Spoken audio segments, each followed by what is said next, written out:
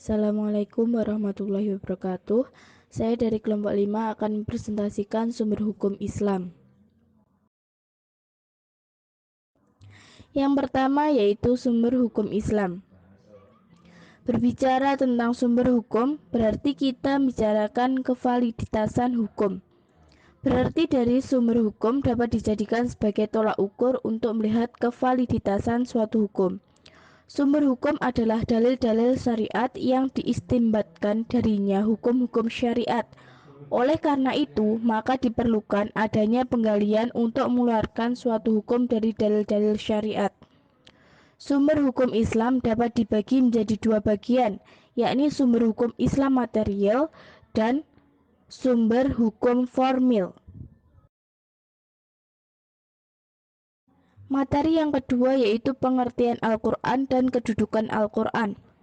Al-Quran adalah kalam Allah yang diturunkan kepada Nabi Muhammad dalam bahasa Arab dengan perantara malaikat Jibril sebagai hujah atau argumentasi baginya dalam mendakwahkan kerasulannya dan sebagai pedoman hidup bagi manusia yang dapat dipergunakan untuk mencari kebahagiaan hidup di dunia dan di akhirat, serta media bertakarub kepada Allah dengan membacanya. Kedudukan Al-Quran. Dalam hukum Islam, Al-Quran adalah sumber dari segala sumber hukum. Tidak ada perselisihan di antara kaum muslimin mengenai kedudukan Al-Quran sebagai sumber utama dan pertama dalam hukum Islam.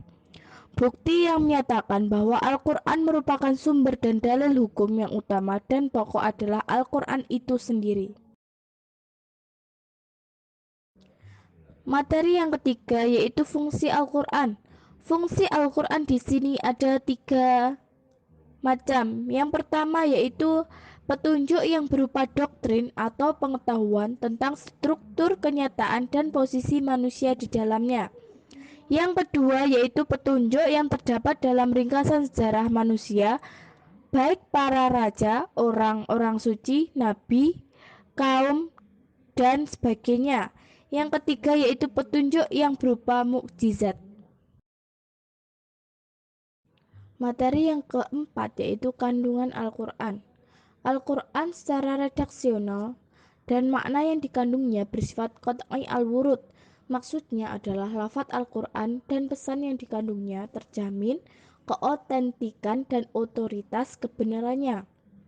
Keotentikan itu terjamin karena transformasi periwayatannya secara keseluruhan mencapai tingkat mutawatir. Selain itu, jaminan keaslian Al-Quran mendapat intervensi langsung dari pemiliknya, Allah Subhanahu wa Ta'ala. Konsep Al-Quran dalam menetapkan hukum.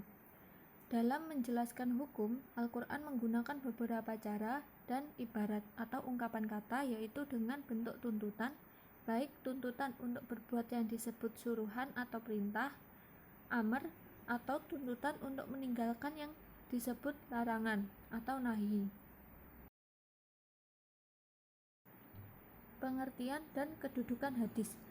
Hadis adalah peraturan sahabat tentang Rasulullah, baik mengenai perkataan, perbuatan maupun takrirnya. Pengertian hadis sering diidentikan dengan sunnah. Meskipun para ulama hadis membedakannya, sunnah diartikan secara khusus untuk tradisi yang diyakini berasal dari perbuatan atau kebiasaan Rasulullah yang berkaitan dengan ajaran Islam. Istilah lain sering muncul dalam pembahasan hadis adalah khobar dan atsar. Khabar adalah berita yang sumbernya berasal dari para sahabat, sedangkan atsar adalah berita yang berasal dari para tabi'in. Selanjutnya yaitu kesahihan hadis. Berdasarkan kuantitas rawi, hadis itu dibagi menjadi dua, yaitu hadis mutawatir dan hadis ahad. Jumhur muhaddisin itu menerima secara langsung hadis mutawatir sebagai dalil, sedangkan terhadap hadis ahad penerimaannya sebagai dalil harus melalui tahrij atau penelitian kesahihan.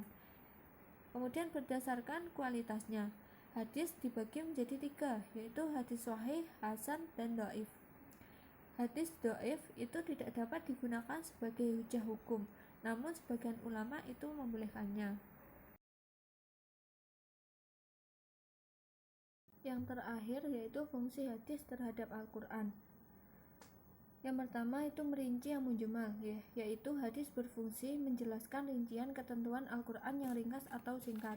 Kemudian yang kedua, mentakyid yang mutlak, artinya memberikan batasan bagi ketentuan Al-Quran yang bersifat mutlak, menunjuk pada hakikat kata itu sendiri. Yang ketiga, mentaksis yang am, yaitu mengkhususkan atau mengecualikan berlakunya ayat Al-Quran yang bersifat umum.